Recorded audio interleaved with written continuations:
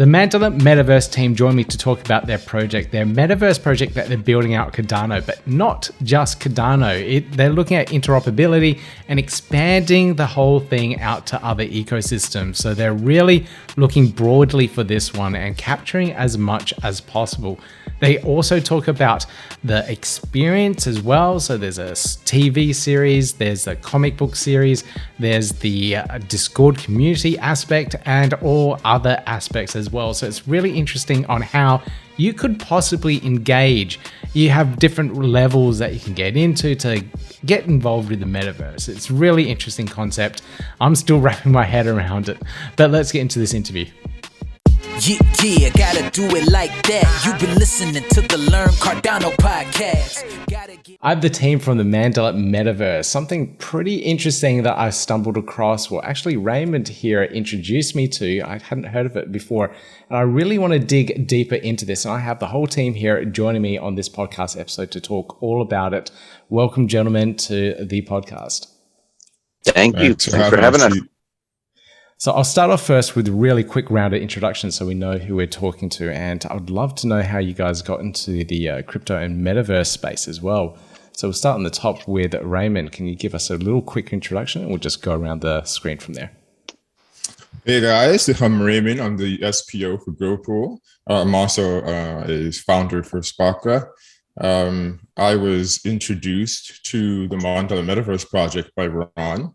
And I had the pleasure of meeting some of the team in person at the very first Cardano Summit that we had last year in Wyoming.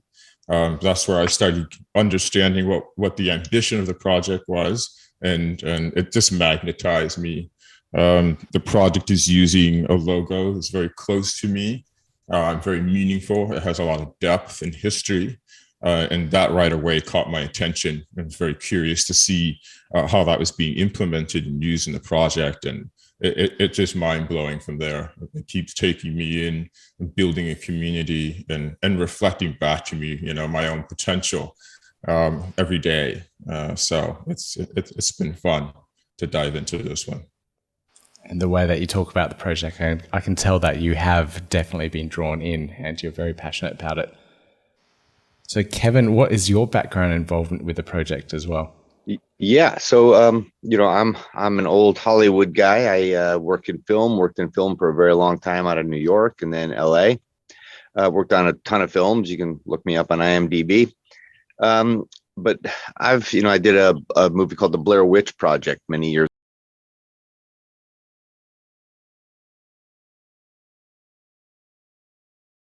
IP or a story on multiple platforms. I thought, real soon here, I'm very tech driven.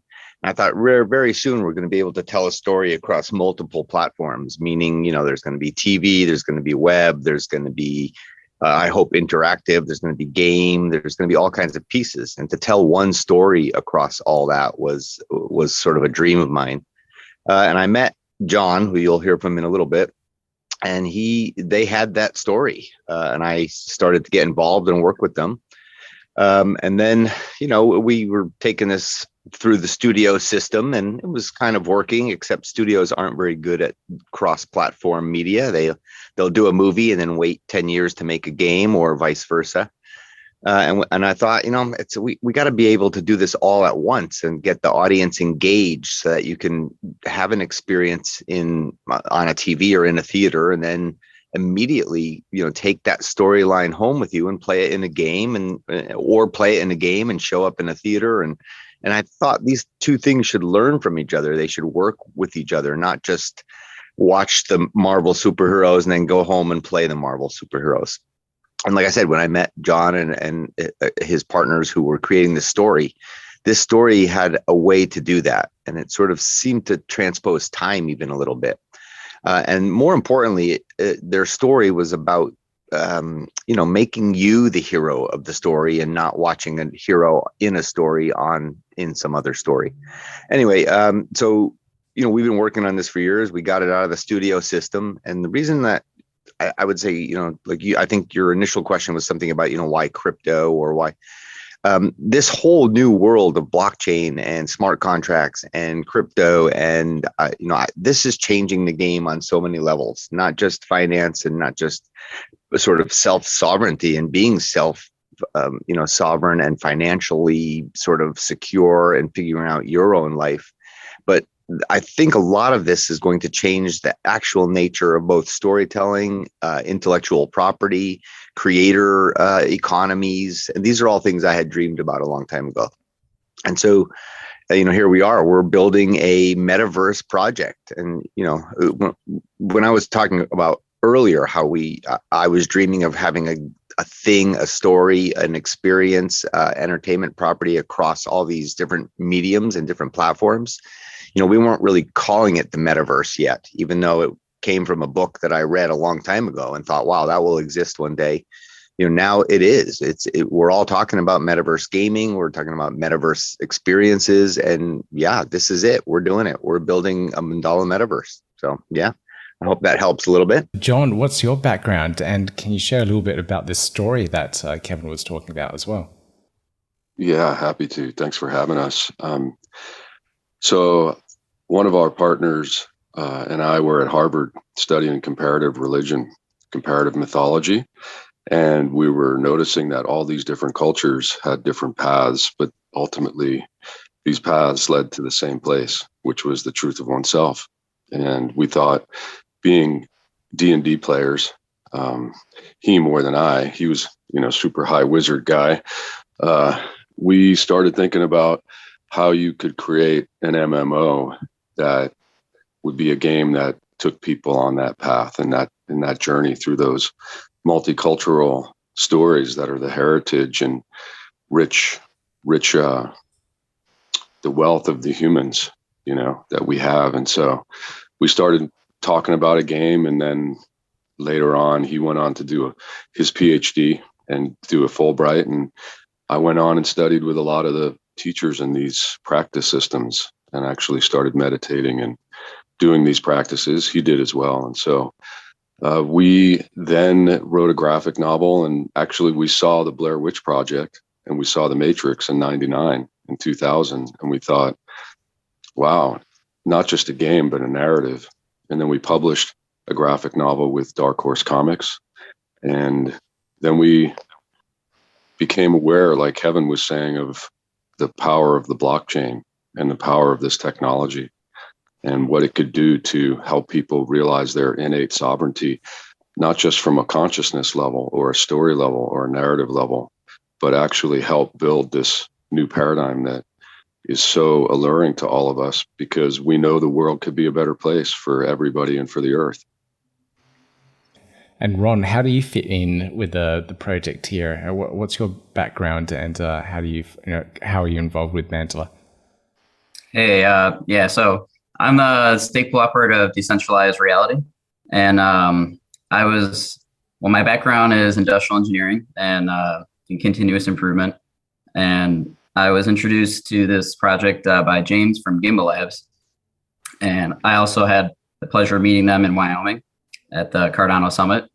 And the more I learned about this project, the more it just blew my mind. And really, like, the reason that I got involved in the Cardano community is just because I feel a responsibility to help shape what we're building with this technology. And Mandala is just like the ethos of it aligns perfectly with what we're doing. And building a metaverse is something that is a big undertaking, and we have to be really careful how we build this. So the whole metaverse side of things on the blockchain and whatnot, I still haven't, I guess, embraced yet. I'm one that, okay, I've heard about the metaverse. I can kind of understand what people are trying to do with it, but I haven't delved deep into it. I've looked at Mandala, I've joined the Discord, I try to catch up with the going-ons with the project and whatnot, but I still don't understand exactly how are you going to build this out and what the type of experience is going to be for the users. I know there's NFTs in play and all that. Can you explain the whole overall picture for someone that's coming in to the ecosystem and hasn't got any experience in metaverses or doesn't understand it at all? I think that's a good question, and here's why. The metaverse that we're talking about, I think, as a general consensus, and that's both in the entertainment world and I would say just in this space, doesn't truly exist yet. Just I would say open your door and walk outside for a minute. That's the metaverse. We're in the metaverse. But this piece we're building is going to happen in stages. And like a lot of things in the world, right? We all want it now. I want instant gratification. And so everybody looks and goes, oh, there is no metaverse. There's nothing here. There's nothing to do. It's being built right in front of us. And I think a lot of people have to take that into consideration as we eat the hype of everything around us.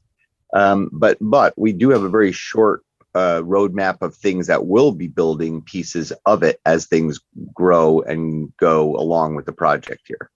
We did drop this first round of NFTs on Cardano, and everybody should get one. And it's more not get an NFT. It's because it is your, let's call it the baby step or the first step to having a sovereign identity and a digital identity in this world we live in already, which is very digital, which is also, I hope, on the beginning path of being decentralized. But having a digital identity is going to be very, very important as everything starts to get mixed up in this, digital world that we live in already. I'm sitting here on a phone talking to you in Australia with 4 other people in different locations on a screen, on a platform that people will watch now or watch later. You're welcome to the metaverse, ladies and gentlemen. So, but everybody's picturing something like Ready Player One. Well, yeah, I don't have a haptic suit on right now. And, and I'm not driving the DeLorean in Daffy Duck's backyard. I don't even know if that's ever going to happen. So we have to really just sort of look around our sort of existing world and the world we're participating in and, talk about reality. Like I said, I'm sitting here looking at a phone with 4 people that I know well. I just met you, and we're thousands of miles, different time zones apart from each other. And we're all going, when metaverse, we're in it. So let's start experiencing it. And I think I'll let Ron and Ray explain sort of one piece of the beginning of this. And that's using a digital currency in a world where that's already sort of being questioned and still misunderstood, and a lot of people trying to figure out what that is. And I'll let them talk about sort of how we're introducing, I would call, an interactive, app to play around with both your digital identity and decentralized economies and entertainment, right? And yet still build a community around it. Because at the end of the day, that's the most important thing. As this, as information and technology starts to really internalize us as a species and isolate us, we really have to hold on to community and figure out what that's going to look like. So I can speak more to like the part that we're building right now on Cardano. So Kevin and John, they were looking around at all the different blockchains and the communities, and they've landed on Cardano mainly because of how it aligns with the mission of Mandala, and that's coming from the community, which and also the model of stake pool operators fits perfectly with the clan app that we're building. So I don't know how much you've looked into the project, but there's 12 clans, and each of the clans have animal totems that represent the archetypes for how people bring in change and like bring their talents to the world to make positive change. So same with like stake pool operators, we have our missions for our pools, and those can be aligned with the different clans. And more so now than before, we're looking at how SPOs can band together, especially the smaller pools. So it's this clan app is a gamified way of building up your delegation base. And it's all centered around aligning with a clan, and then participating in clan missions and interacting with the different clans. So there's going to be some clans that naturally form alliances, and then there'll be some interaction where clans can have competition. But the clan app is designed so that when you delegate to a clan pool, you're going to earn the Mandala token rewards that are the in-game currency that Kevin was talking about. And then there's NFT staking. So the first set of NFTs that have already dropped, those can be staked to earn Mandala token rewards as well. And then there's another DeFi component that we're building that's actually on an EVM-based chain, but with the help of the Flint wallet and Ocamada, we're going to have that offered to ADA holders as well. So it's wow. Yeah, it's pretty exciting. All right. Okay. That's really, really interesting. That integration of the metaverse that you're trying to do with the state pool operators and making them compete against each other. Not that we already are. It's a daily competition as it is. But yeah, now we're forming clans within this metaverse to compete against each other for the Mandala token rewards. That's a really interesting concept. So how does the NFT side of things form into that digital identity that you form within the metaverse fall into the state pools? Is it like me as a delegate has a NFT and I delegate to your pool and you stake it? How does that all work? So the NFTs, they're called sovereign identities because you kind of like, and if you're in the Mandala Discord, you can already see that people that have been aligning with clans and finding the right NFT that they identify with, they're kind of, even myself, I've found a few that I really like, and those are the ones that I express myself as now.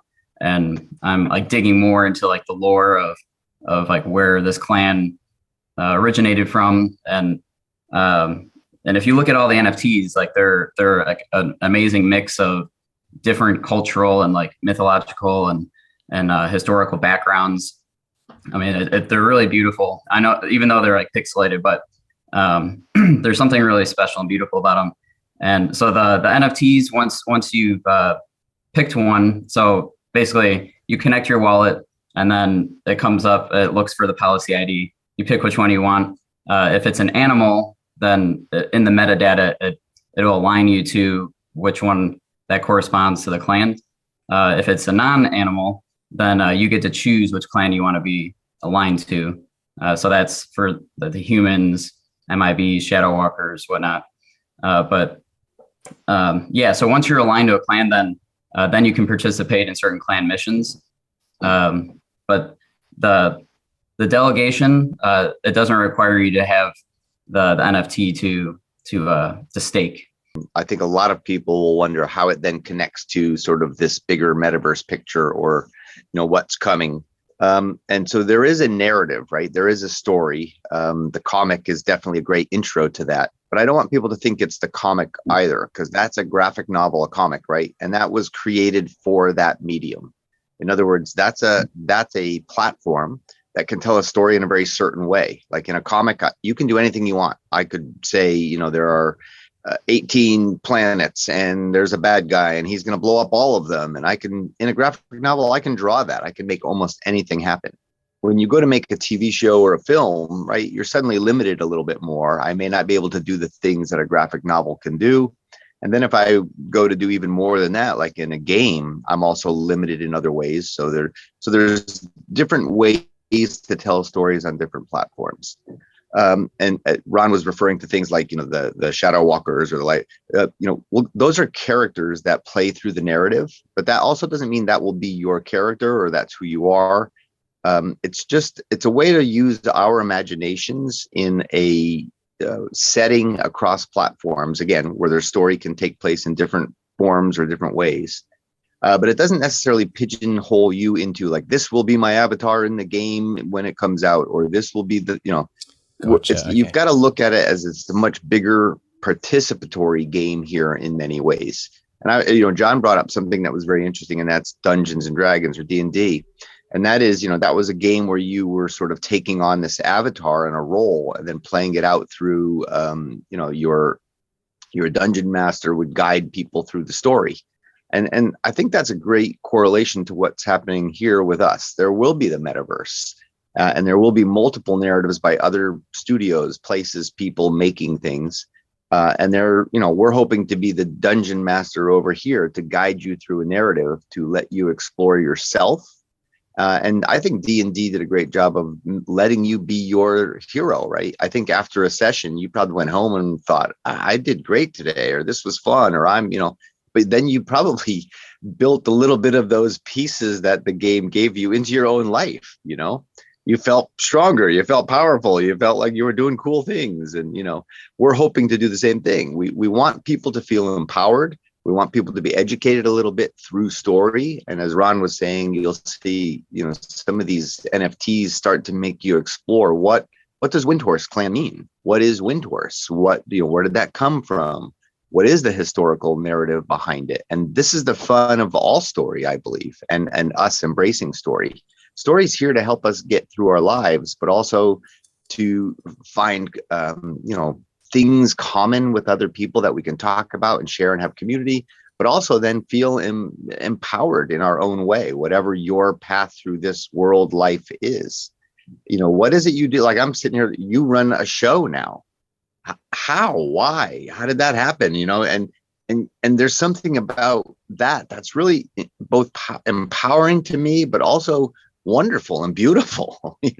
I'm thrilled that I can be on your show in Australia in a world where you would have never had a microphone 10 years ago, thanks to technology, thanks to the community, thanks to Cardano, right? And that's not metaversal. I don't know what is, man. So yeah, anyway. So we've understood, or we're understanding a little bit about the game mechanics and how that may work with the NFTs and the staking or whatnot, and the in-game currency. So how does the lore come in, and how does the story come in? How does the dungeon mastering come into all of this, so that when people are engaging with the metaverse, there's like a storyline going on, or they can interact with it? How does that come into play? Really, I think we're going to set up this game board with some pieces, and then we're going to have more of the power go to the people that are participating in this. We're setting up clan missions, but in the end, it's really going to be the people that are playing this that can have their own clan missions. And then in the game itself, like when the MMO comes out, I mean, I'm anticipating, and I think the rest of us are, that we're going to be building this stuff together.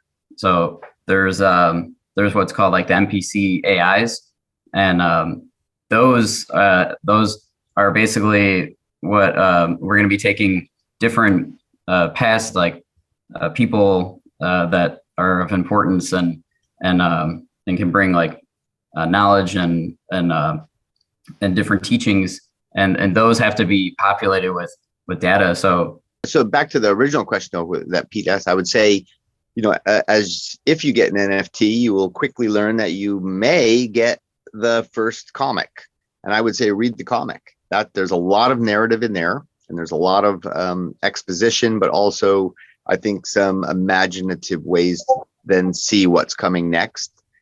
This staking app will eventually, as you got to remember, everybody keeps going, oh, well, like I said, when metaverse, pieces of it haven't even been built yet. I mean, blockchain gaming is still we're at GDC right now. And I don't know if anybody knows what that is, but that's the game developer conference where every video game has been built by people who probably came through this conference. If you say blockchain gaming right now to these guys, and John and I have been doing this for the past couple of days, and it's actually a fun game in and of itself, but we say, hey, are you guys Web 2 or Web 3? And it's become, you quickly learn that most of the people here developing the games you're playing out there, everybody, don't even understand blockchain. They don't know what it is.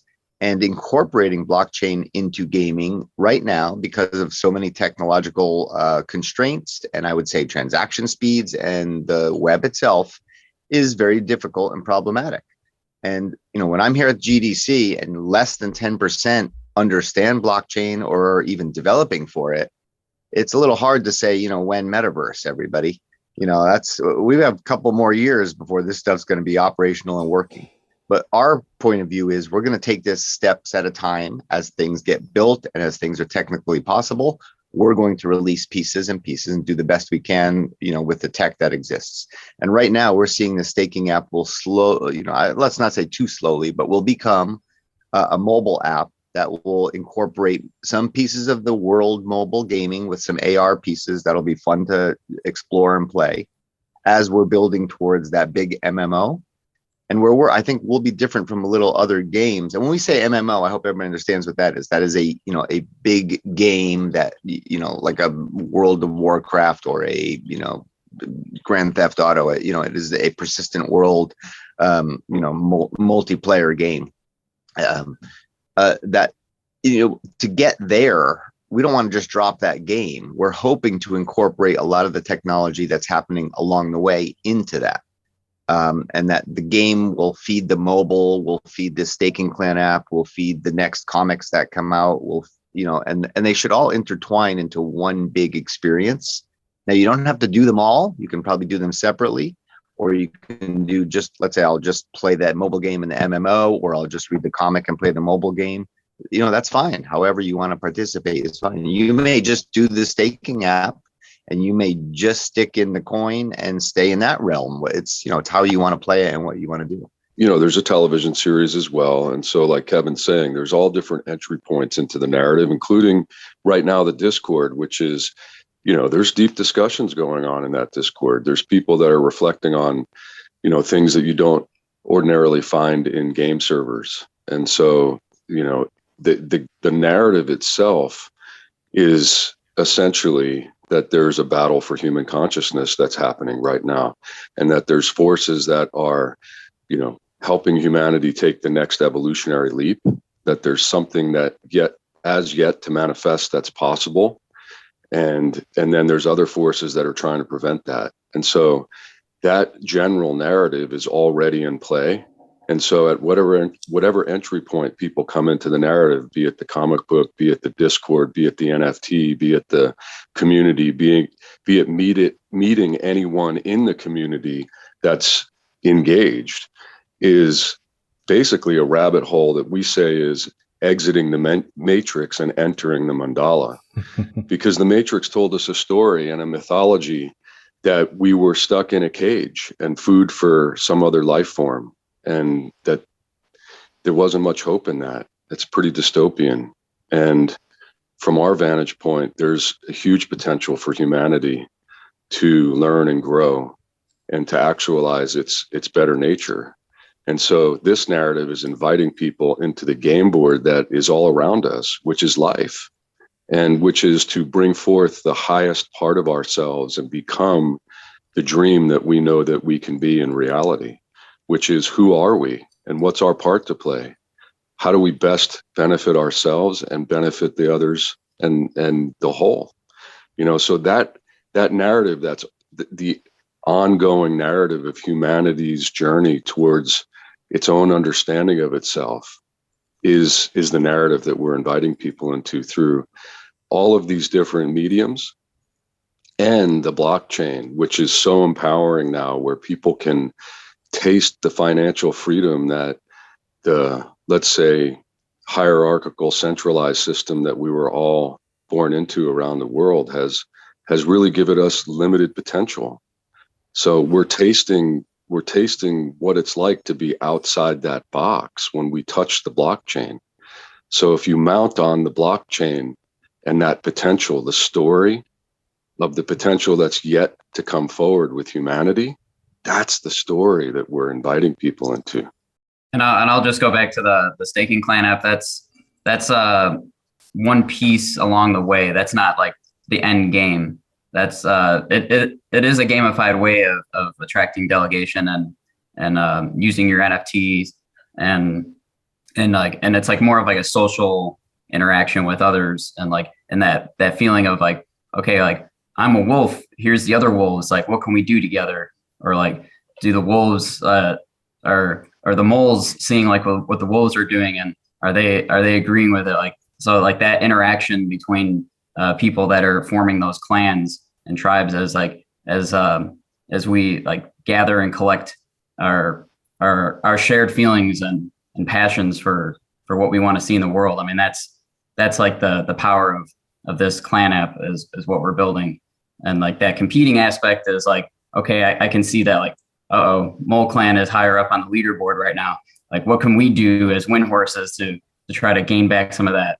And so that's like the fun part of it. But then as we move forward into the other games that are coming out, the AR part of it, and that will come eventually down the path of future, whatever it may be.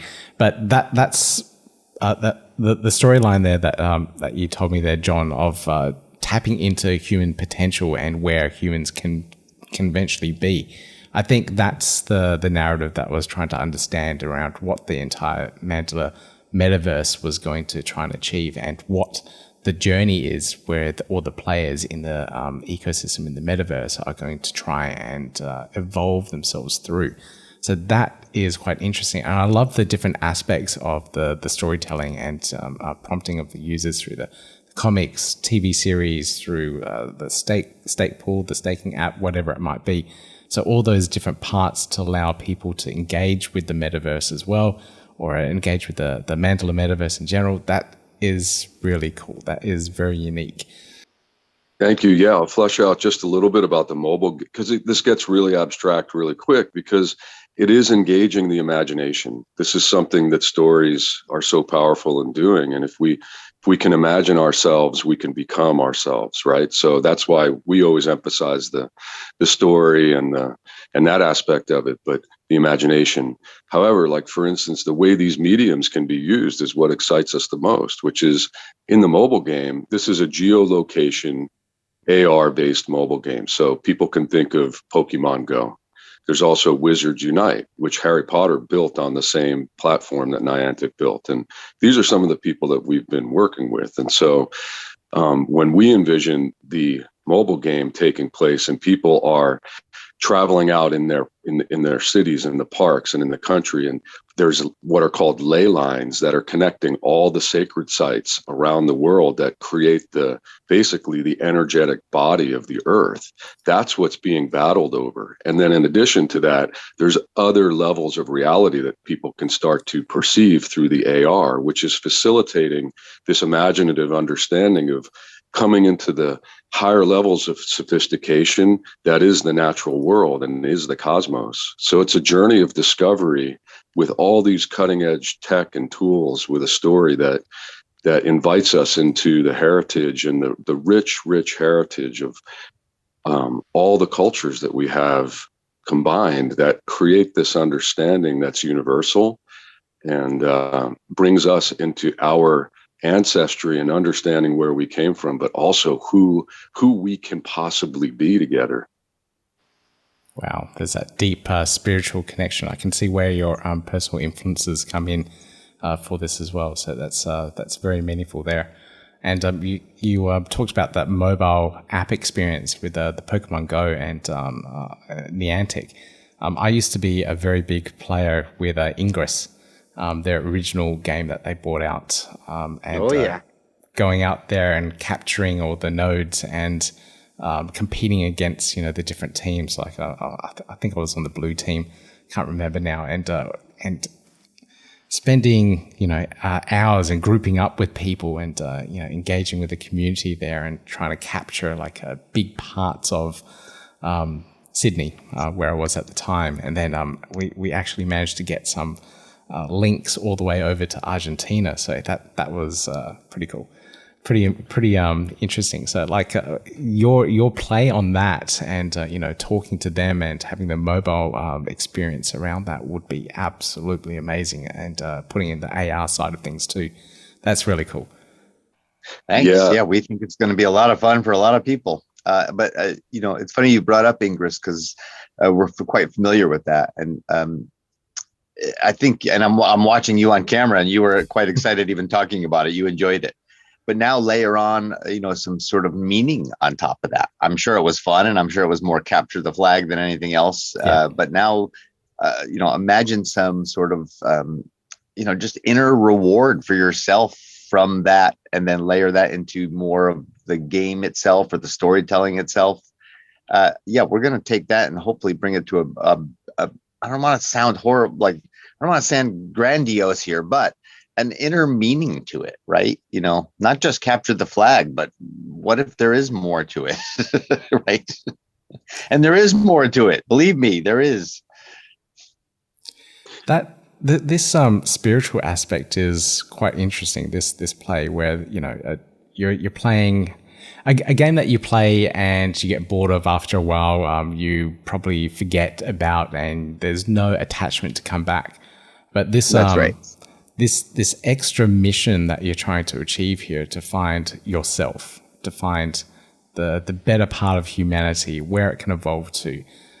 Well, I mean, if it's entertaining, if it's truly entertaining and it's truly art, it naturally should do that without it making people believe anything or do anything. It should be natural, and that's our goal, is for it to be art. And it's not about changing people to think a certain way. It's about people just freeing their minds and being free to be themselves more than anything. And the word spiritual puts it, we have to use words, and sometimes those words can, put things in boxes, and none of us want to be in boxes. We want to be out of boxes. We want to be free. So we're interested in freedom in that sense, and the freedom of the mind and being and the soul. And it doesn't matter what the words are. It's the meaning.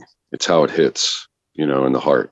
So from that standpoint, just from an entertainment standpoint, in the MMO game environment, it's going to be totally interactive with the mobile game. So a sacred site that's being battled over in the MMO and GVG with big team battles, right? Battle royales.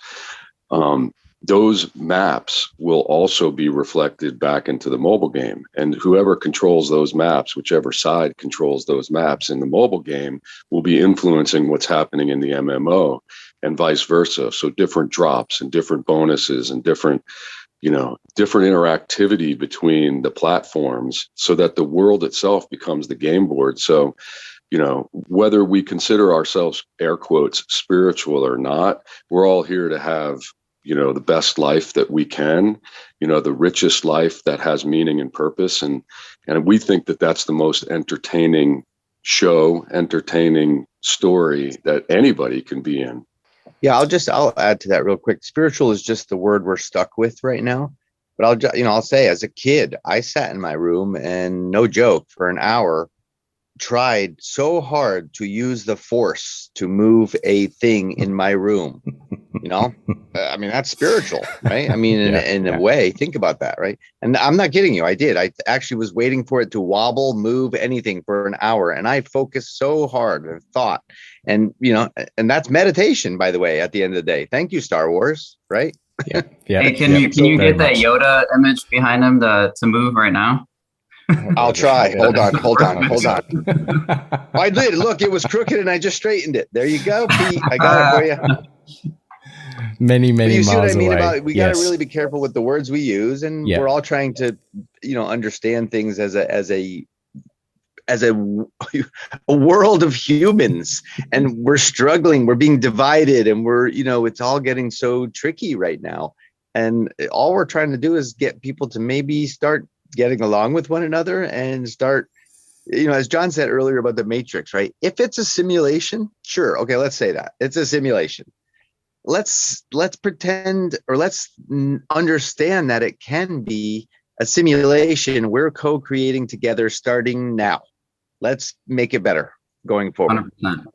Right? There is no, there are no aliens. I'm not in a vat of goo, and I'm not their battery. So let's forget that. That's not true. That's not happening. And let's create this simulation together, and let's make it awesome and wonderful and beautiful. And the potential of each one of us is not, I'm not 4 bars on a battery for an alien. My potential is, I hope, much more important and bigger and better than that. And so is yours. And so is everybody's out there.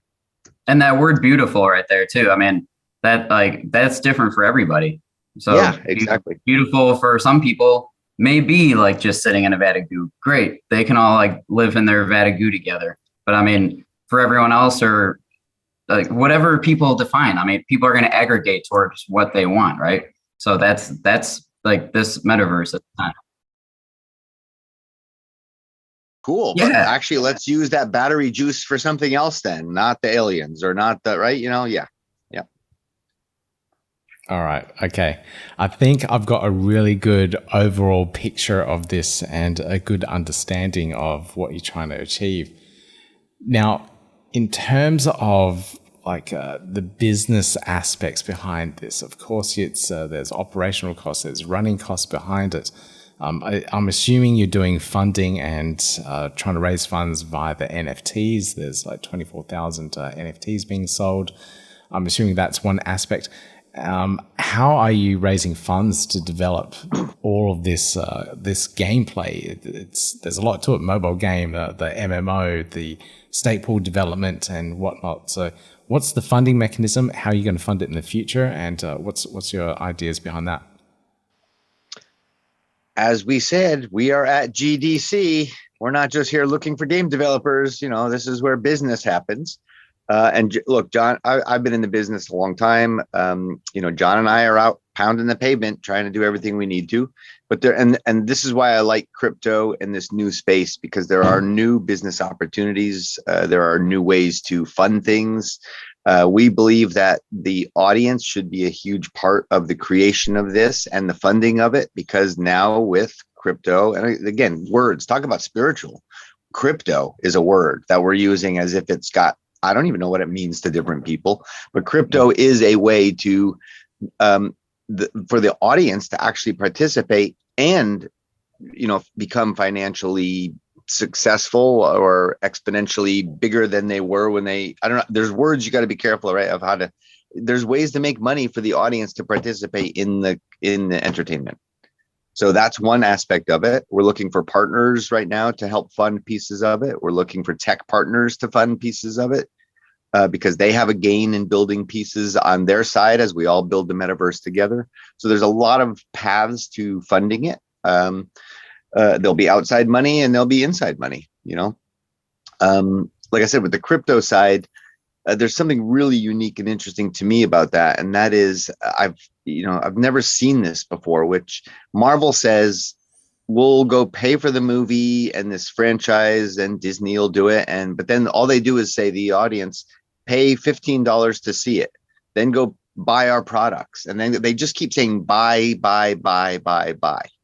And I'm looking at a new world where you can now participate, you can have a coin, you can do things, you can, but you then financially could make money, right? The audience can potentially make money with a franchise.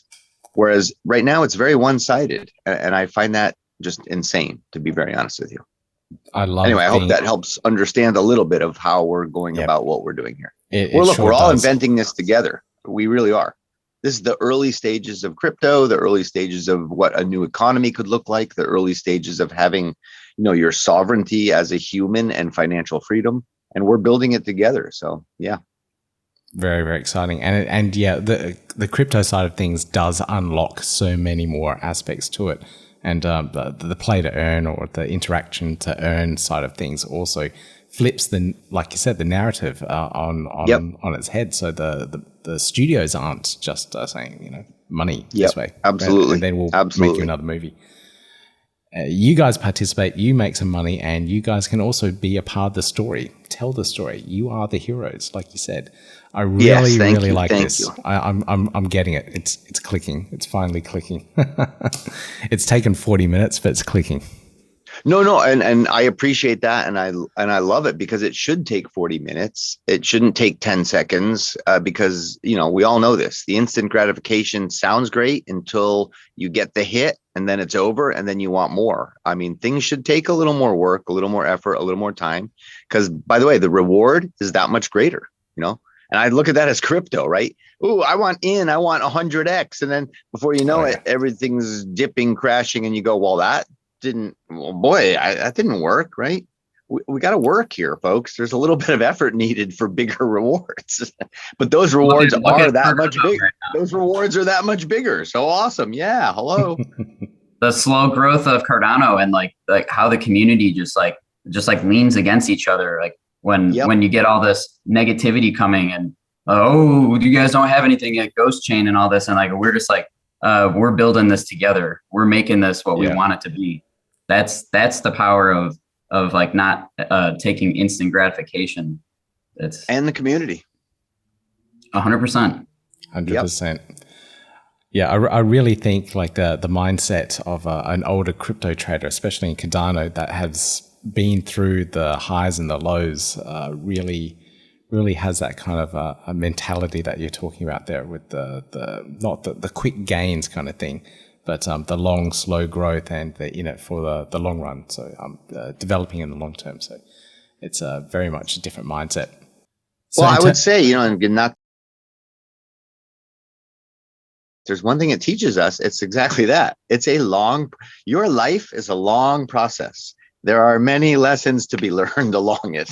And, and so it is, you got to work a little bit, got to put a little effort into it. And, that's where the rewards are. That's where the community is. That's where growth is. You're progressing with the project, and the roadmap seems set in place, or at least some of it. What is the roadmap at the moment? Where you're at, and where do you think you'll be at the end of the year? What should people be expecting this year as you develop things out? You can see the roadmap on the blueprint. I will tell people this though: know that it is flexible. Know that we are moving along with the world around us, because even here at GDC, we're seeing things shift and change in ways that we probably didn't predict. But we are, working on launching the app that these guys talked about sooner than later. And please, audience, understand that has a lot to do with things that are going on both in the space and in the tech. But we're doing our best to, create and build things on a schedule that we know will work. We're hoping soon, and if anybody wants to jump in and take over at any point, please do. But we are hoping then soon to launch a coin. But again, I can't say when yet, because it has so many things to do with both the market, the factors, the tech. Again, we're creating new cool things within the blockchain and the code and the smart contracts as those become more available and more technically sort of solid, I would say. And we have ideas that we want to build into it, so that moves dates down a little bit, but it's only for the benefit of the project for sure. Yeah. So there's this clan staking app, and there's also the token and coin, the tokenomics that goes along with that. Those are so intimately connected, because the token rewards from the staking app, both for the NFTs and then also for people staking with the clan stake pools, that's intimately wrapped up with the entire tokenomics. And so when you're envisioning a tokenomics to work for a metaverse project, there's a lot of forethought that needs to go into that. And there's a lot of different factors in terms of who the bigger partners are, whether it's the finance partners that are interested. Can I jump in just for a sec? There's Sure. one more piece that's so important, which is, and this is something, that I believe Cardano, why we were attracted, and that's the interoperability. I come from a different space here, and there is no metaverse without interoperability. And that is a big piece. John and I are here talking to multiple chains and multiple companies and them all, believe me, everybody. We're really trying hard to have interoperability. And I would say you'd be surprised, it's harder than you think, as we see the divisiveness even within these chains and coins and, different groups of people out there who identify as crypto space people. And that's affecting how our trajectory and roadmap is looking as well. We're trying to make friends with everybody, and I think we might be, but that will affect how we do the app, how we drop a token, how we do things down the road. So yeah, sorry. Yeah, so there'll be additional NFTs that won't be on Cardano. They'll be on other chains, and we're creating other base camps and other chains so that we can build this intertribal community, so that we can really band together as a decentralized focus, so that things don't get re-centralized with all of the money that's flowing in and kind of doing it all over again. We're seeing the resistance that a lot of Web 2 players are having as the incumbents now to seeing what's, getting up, their worlds are getting turned upside down. And so we have to have a level of compassion for that and invite them into the new space in in a good way. And so with all that in mind, we're going to scale from the clan staking app and the DeFi that we're bringing interchain, because we're going to create bridges, like Ron was saying, we're not creating them, we're using the bridges that other brilliant people are building, whether it be Mokamada with the Flint wallet and et cetera, and others, and then we have security people that we're working with who are going to provide DIDs and also provide encrypted solutions to be able to communicate with one another in a safe and sovereign way. And that's going to scale into encrypted transactions, encrypted economy that's uncoupled from the fiat system, ideally, right? So we're bringing that utility now into the mobile game. So the clan staking with your existing, NFT PFP, right? So the clan staking app is where people begin to construct an identity and begin to take their place in the community. And that's where the social gaming and the social narrative starts to enact itself. Because in Discord, then we're meeting one another and interacting one another. And we go to the Wyoming Stampede and we actually shake hands and we realize that, we're friends. And then it goes from there to a mobile game that now the world is the game board because it's geolocation based and we're all in these different places on the planet, but we're taking a side, the side that we think is, the one that needs to prevail for humanity's future. And we're creating in what we call an enlightenment simulator, because it's scaling into the full-fledged MMO with a television series that's driving the narrative to create even more visibility. So now this show has become life, and we're creating that community and we're creating that life that we want to live. So all of the roadmap is building upon itself into ultimately what we see is a metaverse that mirrors what real life can be back into the real world. And so let me just say one little bit about the NPC AIs that Ron mentioned before, which is what Ben Gertzel and SingularityNet are going to be working on with us, with the JV that we have with them, with the metaverse that they're building with David Hansen called Sophiaverse, which is a mind-blowing story, very Philip K. Dick, very, very far out and futuristic, but also psychedelic. So our NPC AIs, like Ron was saying, are Nikolai Tesla's and Ada Lovelace and different characters, different humans from different cultures and different times and different places that can actually be in the game as NPCs, learning from all the players and the players learning from those NPCs. And so it's a grand vision that all comes together in this online virtual world, but it starts now with the NFTs and scales through what we just laid out. Absolutely crazy, guys. It's amazing what you're piecing together and all these different aspects. And I am going through the blueprint now as well. I didn't realize it was the white paper, and scrolling through and having a look at all the aspects, seeing the mock-ups of the comics as well. This is a lot of work. This is a huge amount of work to get this all pieced together, even if it's done step by step, like little part by part, era by era. It's a lot of pieces to put together, and a lot of people working on this too. What's the team look like? Obviously, it sounds like you're still going through funding rounds and raising funds because tokens still yet to be generated and whatnot, and the NFT sales just started. So what's the team looking like to actually build some of this out? We've got staple operators with us. Who else do you need? What's the story behind all that? So some of it is we're integrating what other teams are already building. So like you mentioned, like Milkamada, and then we have some other components from other teams. But we have a front end developer, back end developer team, and so we got them working together. And so the app is already functional. It's just it's not there yet. And then so first we have the token generation event, and then the app will come out. So the token generation event is what we're leading up. We're putting a lot of focus into that right now. But then once that happens, the app will come on. But yeah, if you guys want to talk more to the team. Yeah, I mean, we have, like Ron is saying, our model is to stay really like special forces and nimble.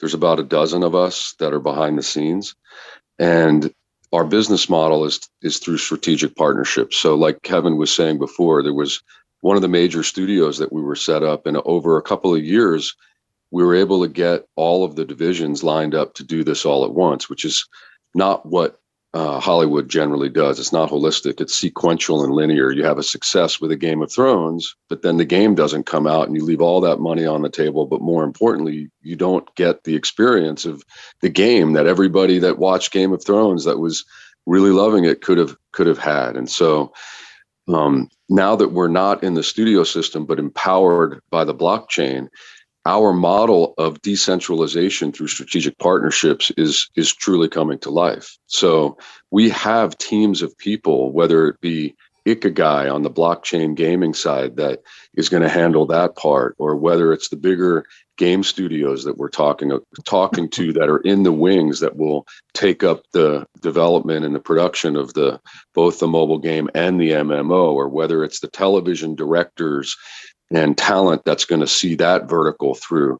This is something that our responsibility is as storytellers and the creators of the IP is to manage the tone, to make sure that the tone and the integrity of the story stay on track. But the partners, the strategic partnerships of this in and of itself is very much a mandala, which is to say, decentralized unity through the diversity of these different strategic partnerships. So how can people find out more information about this? Where's the best place to start? It sounds like Discord is the best place. Discord's a great place. Check out the website that's there to get some NFTs, get an NFT, start talking to people, look at the blueprint. I'd say go, find the comic and read it, but that's getting harder to do, ladies and gentlemen, unless you have an NFT now. They're hard to find out there in the marketplace. Talk to others, reach out, join a stake pool, get involved in crypto. All right, brilliant. I'll put all the links to that down in the show notes so that everyone can find out more information about the project and everything that you're doing. This sounds like a really cool project to follow and watch you guys develop it through and see all the iterations that come along.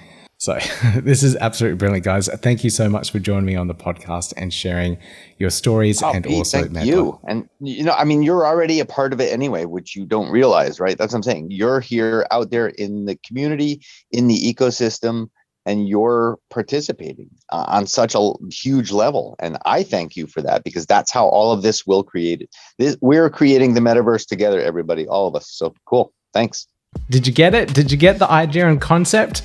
My head's still buzzing a little bit. Like, I've gone through this interview multiple times trying to piece it together and do the edit and all that to really get it as concise as possible.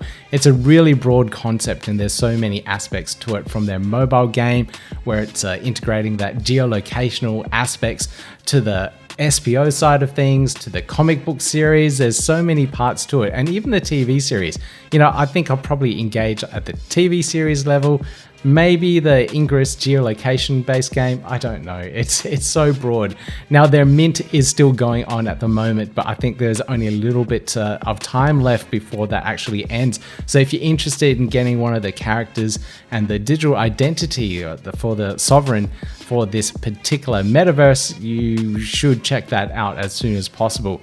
Now, if you really like this type of content, please consider giving me that thumbs up, click subscribe, click on the notification bell, and you hear more from me real soon. I've got a whole series of Metaverse May coming up where I'm interviewing almost all of the Metaverse projects in the Cardano ecosystem. So if you're really interested in that kind of thing, please make sure you subscribe. But I'll see you in the next video. Yeah, gotta do it like that. You've been listening to the Learn Cardano podcast. Gotta get it hype. Crypto is what we like, but this is not investment or financial advice. Gotta do your research, cause it's risky. We know it is. This show is educational and it's informative. Crypto's the future, really, it ain't no debate.